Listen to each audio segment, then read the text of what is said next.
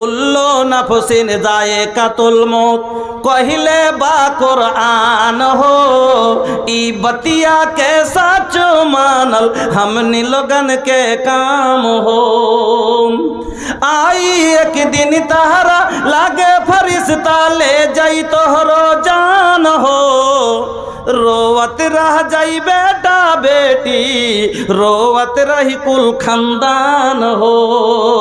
रोवत रह जाई लइका लइकी रोवत रही कुल खानदान हो। যে লোকটা মরতে চায় না লা ইউরিদুল মউত মরণ চায় না আল্লাহ বলেন যা মুসার কাছে আবার যা। ভয় যদি থাকতো তাহলে বলতো না একবার গেলে থাপ্পড় খেয়েছি আর যাব না। আমার বন্ধুরা এমন দারোগা যে এমন দারোগা কাউকে দেখে ভয় করে না। ভয় যদি করতো তাহলে যে ফেরাউন নিজকে বলে আনা রাব্বুকুমুল আলা আমি হলাম সবচাইতে বড় রব তাকেও ছাড়েনি তারও গলায় হাত দিয়েছে। এমন দারোগা বাজান এই দারোগার ভিতরে কোনো ভয় নাই। যদি ভয় থাক লোভ নাই যদি লোভ থাকতো কারুনের প্রপার্টি লিয়া কারুনকে ছেড়ে দিতেন। যদি এই দারোগার ভিতরে ভালোবাসা থাকতো তাহলে পারে ছোট ছোট বাচ্চার মার জান কবজ করতে পারতো না। একটুকু মায়া নাই। আল্লাহ রে আল্লাহ 10 মিনিট আগে মা বাচ্চা জন্ম দিলে এখন মাকে তুলে ধরে নিয়ে চলে গেল। একবারও চিন্তা করলো না এই সন্তান মা বলে কাঁদবে এই সন্তান দুধের জন্য কাঁদবে এর মুখে কে দুধ দেবে। ছোট ছোট বাচ্চার বাবা কামিয়ে খাওয়াবার মতো লোক নাই তাকেও ধরে নিয়ে যায়। আমি আপনাকে শর্টে বলতে চাচ্ছি এই রকম দারোগা আল্লাহ নিয়োগ করে দিয়েছেন। আচ্ছা বলেন তো এই দারোগার হাত থেকে কেউ যদি বলে আমি পালিয়ে যাব পালাতে পারবে? পারবে না। আল্লাহ কি বললেন কুল ইন্নাল মাউতাল্লাযী তাফিরুনা মিনহু ফাইন্নাহু মুলাকীকুম। এই দারোগা থেকে যতই পালাবার চেষ্টা করো তুমি বাঁচতে পারবে না তার সাথে তোমার সাক্ষাৎ হবে তোমার সাক্ষাৎ হবে।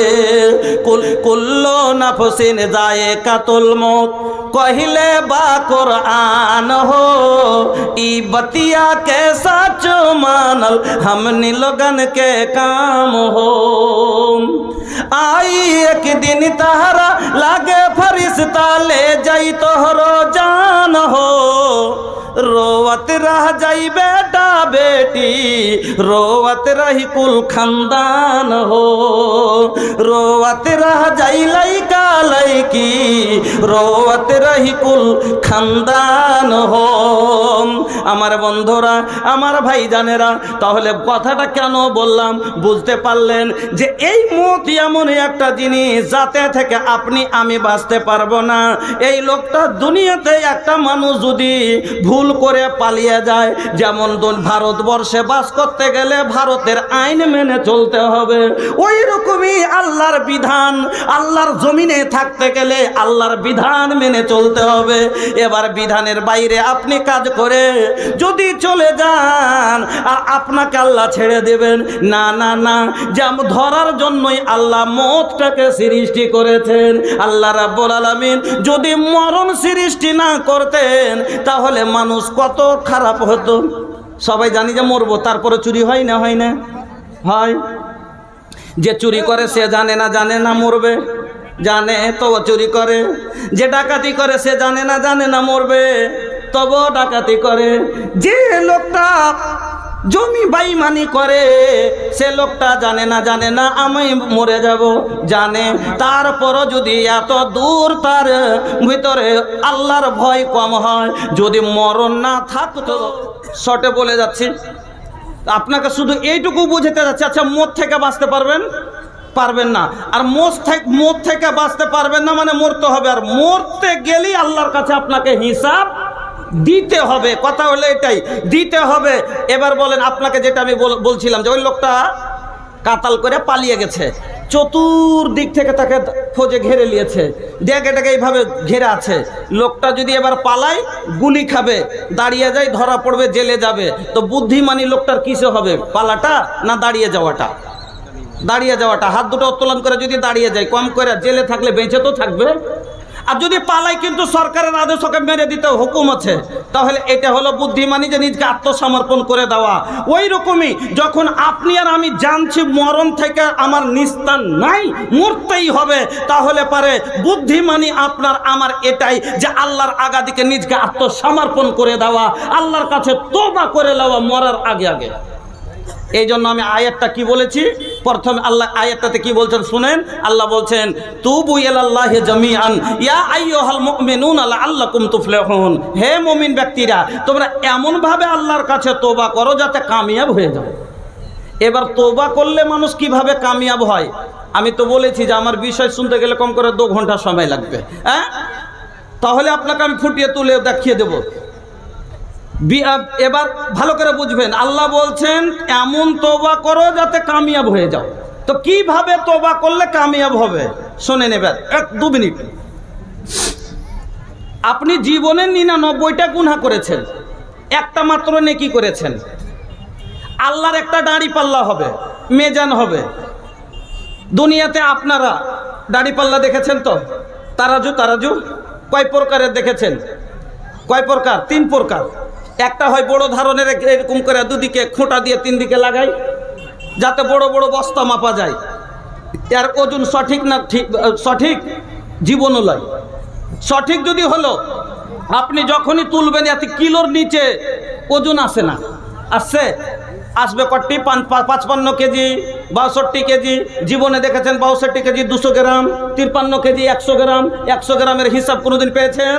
পাননি। তাহলে কি বস্তাটাতে একটাও দানা বেশি নাই? অবশ্যই আছে, কিন্তু এর মাপ ওজনে আসে না। কথা বুঝে যাবেন। একটা হলো এই তারাজু, কিন্তু একটা তারাজু হয় আপনার বাড়িতে যাতে 1 কেজি 2 কেজি মাপা যায়। এই তারাজুতে যদি 50 গ্রামও বেশি হয় ধরা যাবে না? যাবে না? যাবে। তাহলে বড় মাপের তারাজু থেকে মাঝারি মাপের তারাজু ভালো হলো। এবার এই তারাজুতে যদি 4টা চালের দানা বেশি থাকে ধরা যাবে? যাবে না? যাবে না। কিন্তু স্বর্ণকারের দোকানে একটা এত বড় তারাজু আছে, সোনারের দোকানে, এতে যদি একটা চাল দেওয়া যায় ধরা যাবে না? যাবে না? যাবে। তাহলে বড় থেকে মাঝারি ভালো, মাঝারি থেকে ছোট ভালো। কিন্তু এই স্বর্ণকারের তারাজুতে যদি জাররা, যে জাররার ব্যাপার আল্লাহ বলছেন ফামাই ইয়ামাল মিসকালা যাররাতিন খায়রান ইয়ারা ওয়া মান ইয়ামাল মিসকালা যাররাতিন শাররান ইয়ারা। বান্দা একটা জাররা পরিমাণ গুনাহ করেছো সেটাও ওজনে আসবে, সেটাও তুমি দেখবে। আর একটা জাররা পরিমাণ নেকি করেছো সেটাও তুমি সচক্ষে দেখবে, তোমার দাড়ি পাল্লায় ওজনে আসবে।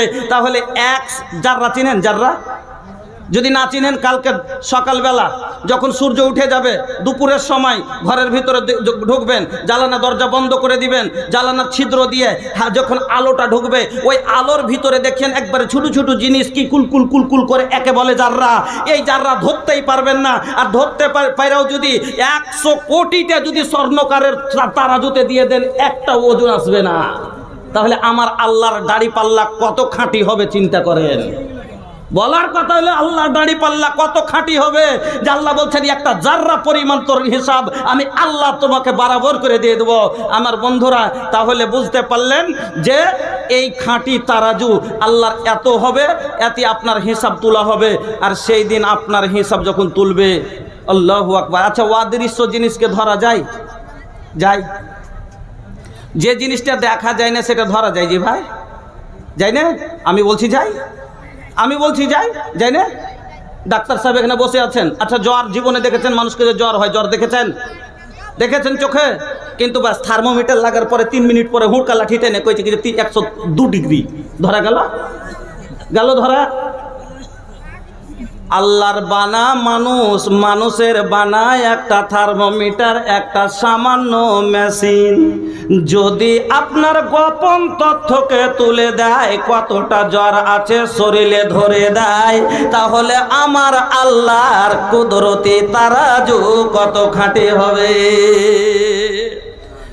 বন্ধুরা আমার, ভাইজানেরা আমার, এই জন্য আল্লাহ বললেন বান্দারে গুনাহ করেছিস এটা তোর বৈশিষ্ট্য, আদমের এটা আদত। আদম সন্তানের কাছে ভুল হবে, চিন্তা করিস না। তুই যদি গুনাহ করেছিস শুনেলে ওয়াস্তাগফিরুল্লাহ, তোরা আল্লাহর কাছে ইস্তেগফার কর। ইন্নাল্লাহা কানা গফুরার রহিমা, তোমার আল্লাহ নিঃসন্দেহ হলো দয়াবান, দয়ালু, তোমাদের ক্ষমা করে দিবে। তো আল্লাহ কি বললেন যে এমন তওবা করো যাতে তুমি কামিয়াব হয়ে যাও। একদিকে এবার বুঝেন, এখন আপনার নেকি মাত্র একটা, গুনাহ হলো 99টা। এখন যদি আপনি মরে যান, একদিকে পড়লো 99, একদিকে পড়লো 1, পাল্লাটা কিরকম হবে? উঁচু নিচে। এবার বলছি, আপনি গুনাহ করছিলেন ঠিক আছে, কিন্তু মরার আগে আপনি এখনই তওবা করে নিলেন। এমন তওবা, দিল থেকে তওবা, তুবু ইলাল্লাহি তাওবাতান নাসুহা, তওবায়ে নাসুহা করে নিলেন। আর আল্লাহ আপনার প্রতি রাজি হইয়া আপনার 99 গুনাহ তুলে তারাজুর পাল্লা থেকে ফেলে দিলেন, মিটিয়ে দিলেন। একটা মাত্র নেকি বেঁচে গেল। এবার বলুন, আল্লাহর পাল্লা জাররার ওজন যদি বেশি দেয় হয়, তাহলে একটা গোটা নেকি যেমনই 99 এদিক থেকে তুলে নেবে, এদিকে একটাই নেকির পাল্লা এইরকম হয়ে যাবে। বন্ধু আমার, বেশি নেকি নাই, একটাই নেকি, কিন্তু গুনাহ না থাকার কারণে একটাই নেকি জান্নাত যাওয়ার জন্য যথেষ্ট হয়ে যাবে। এই জন্য তওবা করে নেন। এখনো তার জন্য অনেকগুলো নবী, আদম ভুল করেছেন, তওবা করেছেন। নবী মুসা ভুল করেছেন, তওবা করেছেন। নবী ইউনুস ভুল করেছেন, তওবা করেছেন। বলার অনেক কিছু। আজ মুসলমান আমরা তো গুনাহকে গুনাহই মনে করি না। কিছু কিছু মানুষ আমরা আছি যে গুনাহকে কোনো গুনাহই মনে করতে পারি না। এই জন্য শিক্ষার অভাব। আজ আপনাকে আমি বলে দিচ্ছি, আপনার ছেলে এমন এমন গুনাহ করছে যেটা গুনাহই মনে ভাবতে পারে না। আল্লাহর নবী বলছেন, একটা বুঝিয়ে দিচ্ছি আপনাকে, যেমন আল্লাহ হযরতে আনাস রাদিয়াল্লাহু তাআলা আনহু বলছেন, ইন্নাল মুমিনা ইয়ারা যুনুবাহু কাআন্না ইন্নাকুম লা তা'মালুনা আমালান হিয়া আদাক্কু ফি আয়ুনিকুম মিনাস সারে ইন কুন্না লা নাউদ্দুহা আলা আহদিন নবী সাল্লাল্লাহু আলাইহি সাল্লাম মিনাল মুবিকা।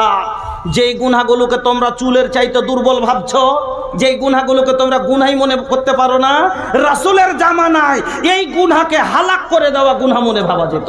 তাহলে কোন গুনাহগুলো? গান, সামান্য একটা মোবাইল, এই যে বাড়িতে বাড়িতে বাজছে, যদি গুনাহ ভাবা যেত তাহলে বাবা কোনোদিন ছেলে মোবাইল বাজাচ্ছে বরদাস্ত করতো না, গুনাহই মনে করে না। ওরে মোবাইল চালাবে আর বাজাবে লাগানা, মোবাইল চালাবে আর বাজাবে লাগানা, ওহ সে परेशान अपना बेगाना, ओह से परेशान अपना बेगाना। एकर जिंदगी में कहियो नमाज नहीं खे, हाँ नमाज नहीं खे, हम हूँ कैसन मुसलमान बनी लाज नहीं खे। हालत देखी हमनी के, मोबाइल चलाबे और देखे ला टीवी, लइका लइकी और मियाँ बीबी। छोड़ा ভোরে ওর মা রুটি করছে, আর ছোড়া এরকম করে মোবাইল বসে বসে চেয়ারে বসে করে মোবাইল দেখছে বেটাটা। এবার মা রুটি করা হয়েছে, তখন কইছে, এই তোর দাদাকে কইছে করে নেস্তারোল রুটি লে, রুটি হয়ে গেছে। আচ্ছা আসছি, অনেকক্ষণ হয়েছে, মোবাইলে ধ্যান চলে গেছে, পয়সা আছে। কইছে দেখতো তোর দাদাকে, মেয়েটাকে পাঠাচ্ছে, দেখতো তোর দাদাকে কেনে আসে না। ও তখন গেল একটা আগিয়ে, যে যখনই মোবাইলের কাছে গেলে মানুষের নজর আগে মোবাইলে পড়বে। ওখানে যখন গেছে, ও মোবাইল দেখে দেখতে আছে, কইছে দাদা এদিকে হাত চলছে, দাদা আম্মা ডাকছে, দাদা আম্মা ডাকছে। কইছে থাম যাচ্ছি। এবার বোন মনে করছে দাদা যাবে, তাহলে 100টি চলে যাবো, আমরা একটু দেখি এখন। দুটা হলো। 3 নম্বরে অনেকক্ষণ পরে মা যখন দেখছে আইলো না, তখন রুটির থালাটা হাতে করে চলে এসেছে। কইছে তুই খাবি না রে, ধরলে রুটি লে। আর ওর নজর চলে গেছে মোবাইলে। ও রুটি ধরিয়েছে, দেখিয়েছে, ও রুটি ধরিয়েছে, দেখিয়েছে। 4 নম্বরে ওর আব্বা এসে এসে কইছে, আচ্ছা তোরা সমা অসমাকে কিছু বুঝিস না তোরা? আচ্ছা মাঠে যে যেতে হবে কোনো খেয়াল নাই, কি এমন তোরা মোবাইলে পেয়েছিস যে দেখছিস? এবার স্ত্রীর আর নিজের বেটির মধ্যখান থেকে মুড়ি বাড়িয়ে কইছে, কি এমন পেয়েছিস? ও ভুলে গেছে সব টিভিলে দেখে একটা কখন লাহারি খাবার টাইম গেছে মাতাল হয়ে গেছে। বয়স্ক দাদু বলতে এবার বুড়া মানুষ খিদে লেগেছে ওখানে কইছে কেউ আজ বাড়তে নাই না কি খাইতে টাইতে পাবো না। যখন বুড়া দিল ধর তোর দাদু খাইতে পাইনি আজ আঁকা বক্করে তোর দিয়ে গেছে। এই হলো অবস্থা। মোবাইল চালাবে আর দেখে টিভি লাইকা লাইকি আউরি মিয়া बीबी लाइका लाइकी और मियाँ बीबी एकर घर में इस्लामी रिवाज नहीं है। अस्सलाम वालेकुम। ইসলামী রেওয়াজ নাই কোনো একটা দোয়া লিয়া কোনো একটা সূরা লিয়া কোনো একটা হাদিস লিয়া গবেষণা করে জীবনে দেখেছেন যে বাপ মা ছেলে মেয়ে কেউ সবাই মিলে বসেছে? বসেনি। জীবনে একটা আয়াত লিয়ে বসেনি যে একটা এই দোয়াটা মা এরকম এই দোয়াটা বাপ এরকম লিয়ে বসেছে? কোনোদিন পাবেন না। কিন্তু এই মুসলমানকে পাবেন টিভিতে, এই মুসলমানকে এক জায়গায় পুরো ফ্যামিলিকে পাবেন মোবাইলে। হ্যাঁ তো লাইকা লাইকি और मियाँ बीबी एकर लगाता एकर कोनो गौवा समाज नहीं खे। हाँ समाज नहीं खे। हम हूँ कैसन मुसलमान बनी लाज नहीं खे। हम हूँ कैसन निशान बनी लाज नहीं के। केहू बोले सैयद केहू बोले मंसूरी। खास करके ये शेर सुन ली। अरे भैया कुरान में कहीं लिखल बा कि तू इतना पढ़वा तो तू देवंदी बनबा ना। इस्लाम मिल्लत वाहिदा, सब एक ही मिल्लत है हम लोग। एक ही मसलक एक खुदा है, एक है सबका रसूल, एक है सबका रसूल। एक ही मिल्लत एक ही मजहब फिर भी ये कैसी भूल, फिर भी ये कैसी भूल। क्या भूल है? केहू बोले सैयद केहू बोले मंसूरी, केहू बोले शेख केहू बोले अंसारी। भैया इस्लामी ऐसन मिजाज नहीं खे। हम मिजाज नहीं खे। हम हूँ कैसन मुसलमान बनी लाज नहीं खे। दिन रात बीबी से करेला झगड़ा, तलाक देबे और मारेला बजरा, तलाक देबे और मारेला बजरा। मूर्खर पहचान जानेन एक একটা মূর্খ না হলে 25 বার জীবনে তালাক দিয়ে বসে আছে। একটু কোনো কথা হলো তালাক দে দিতে আর বোনা তালাক তুললে দিয়ে দিলে। শরিয়াত বুঝতে গেলে তালাকে মজা কো চলবে না, রাগও চলবে না। ই জাহেল আল্লাহর কোরআন পড়লে তো কিছু বলবে, ও জীবনে কতবার তালাক দিয়ে বসে আছে। যখনই রাগ হলে তুমি তোকে থাক দনু। दिन रात बीबी से करेला झगड़ा, तलाक देबे और मारेला बजरा। लगा तो ये कर कोनो गौवा समाज नहीं खे। हाँ समाज नहीं खे। हम हूँ कैसन मुसलमान बनी लाज नहीं खे। ली अब सुना बेनी बतिया कुरानी, रब के मनाला ये दुनिया बाफानी, रब के मनाला ये दुनिया बाफानी। अरे बतिया खुलल बाई कौन राज नहीं खे। हाँ राज नहीं खे। हम हूँ कैसन मुसलमान बनी लाज नहीं खे। আমার বন্ধুরা আমার ভাই জানেরা তাহলে আমরা সবাই বুঝতে পারলাম এবার 99টা গুনাহ আল্লাহ যদি আপনার মাফ করে দেন, একটা নেকি যদি আপনার থেকে যায় আপনার জান্নাত যাওয়ার জন্য যথেষ্ট হয়ে যাবে। এই জন্য আল্লাহ বললেন এমন তোবা করো যাতে কামিয়াব হয়ে যাও। আমার বন্ধুরা আল্লাহ পাকের নবী বলছেন ইন্নাকুম, আল্লাহ পাকের নবী বলছেন ইন্নাল মুমিনা ইয়ারা জুনুবাহু কান্নাহু কায়েদুন তাহতা জাবালিন। মুমিন যারা হবে গুনাহ করার পরে তা সেই নিজকে কেমন মনে ভাববে যেমন একটা মানুষ একটা ঝুলন্ত পাহাড়ের নিচে বসে আছে আর পাহাড়টা মনে ভাবতে হচ্ছে পড়ে যাবে, ভয়ে ভিতর থরথর করে কাঁপছে। এই পাহাড় যদি আমার ওপরে পড়ে যায় আমি চাপা পড়ব, আমার জীবন নষ্ট হয়ে যাবে। যেমন একটা লোক এই রকম ভয় করে গুনাহ করার পরে মুমিন সেম এই রকম ভয় করে যে আমি গুনার পাহাড়ের নিচে এই অবস্থাতে যদি আমার মরণ হয়ে যায় আমার আখিরাত বরবাদ হয়ে যাবে, আমি বরবাদ হয়ে যাব। এই জন্য বন্ধু আমার আল্লাহর নবী বললেন আর যারা ফাসিক আর ফাজের তারা গুনাহকে কি রকম মনে করে, নবী বলছেন কাজবাবিন, যেমন একটা মাছি উড়তে উড়তে এসে লাখের ডগায় বসলো আর হাত দিয়ে এরকম হার করে করে দিলে ওই রকম যারা ফাসেকা ফাজের হবে গুনাহকে কোনো গুনাহই মনে করবে না। আর যারা মুমিন হবে গুনাহকে পাহাড়ের মতো চোখে দেখবে যে এই পাহাড় আমার ওপরে আছে, যদি আমার দাড়ি পাল্লাই পড়ে যায়, আমার ভাগ্যের ওপরে পড়ে যায়, আমি জাহান্নামী হয়ে যাব। আমার বন্ধুরা, এই জন্য এখনো সময় আছে। ও বাজান, আপনার কাছে আপনাকে শেষ কথা বলছি, আপনি জানেন না আপনার মরণ কখন আসবে? আপনি কি জানেন আমার মরণ আসিবে কখন? কেউ তো জানে না।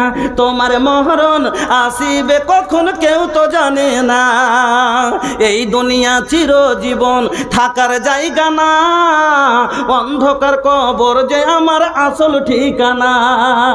আমায় রাইখা সবাই চলে যাবে, সঙ্গী হবে না। আমার মরণ আসিবে কখন? কেউ তো জানে না। বন্ধুরে, আল্লাহ রাব্বুল আলামিন 5টা জিনিসের খবর কোন নবী রসুলকে পর্যন্ত দেন নাই। তার মধ্যে একটা হলো ওয়ামা তাদরি নাফসুম বিআইয়ি আরদিন তামুত। কোনই আত্মা জানে না, কোনই নফস জানে না কোন জমিতে মরবে, কোনখানে মরবে, কখন মরবে। আপনি আমি জানি না কালকে বাঁচবো না মরে যাব। তাহলে কেমন করে আপনি গুনাহ করে বসে আছেন? এখনো আপনি হুঁশিয়ার হন, নিজের তওবা করে নিজ আল্লাহকে কাছে রাজি করেলেন। কেননা জানি না এখন কালকে আমার সময় আর তওবা করার পাবো কি পাবো না।